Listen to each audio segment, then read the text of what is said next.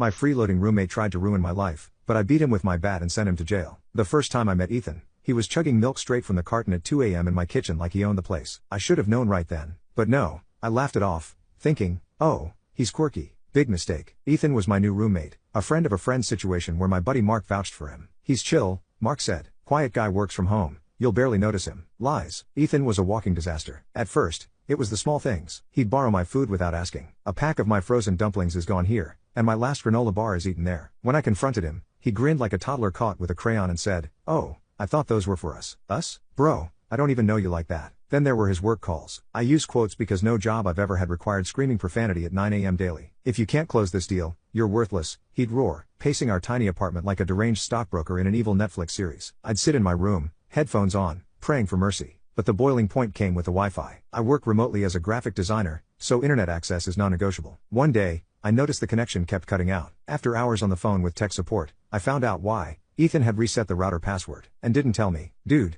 why didn't you tell me you changed the Wi-Fi password ? Quote, I asked, barely containing my frustration. Maybe if you paid more of the rent, I'd consider it, he sneered, leaning back on my couch like he was a king addressing a peasant. I froze. I pay 75% of the rent, and he pays 25% when he remembers to pay it all. From that day on, it was war. I matched every petty thing he did. If he left dishes in the sink, I accidentally put them on his bed. When he left his laundry in the dryer for 3 days, I accidentally spilled soy sauce on it. Things were tense, but I was done letting him walk over me. But Ethan didn't just double down, he went nuclear. One morning, I logged into my work email to find everything gone. My files, my project drafts, all of it deleted. At first, I thought I'd been hacked, but then I saw an email from Ethan on my personal Gmail. Next time, don't touch my stuff. I couldn't believe it. This manchild sabotaged my livelihood out of spite. That's when I decided I wouldn't just fight back, I would ruin him. I called his company's HR under the guise of verifying employment. Ethan wasn't a freelance consultant like he claimed. He was an entry-level customer service rep with a script to read. I recorded one of his infamous work calls, where he called a customer a brain-dead toad with Wi-Fi. I anonymously sent it to his boss and included a note that said, "This guy represents your company?" Finally, Ethan constantly bragged about his street racing skills, so I tracked down his little racing group on Facebook and sent some screenshots to the local PD tip line. The night it all came to a head, Ethan stormed in at midnight, kicking the door open like he was starring in his own action movie. I was on the couch, eating the last of his frozen dumplings, and I barely had time to react. "You think you're funny, huh?" he shouted,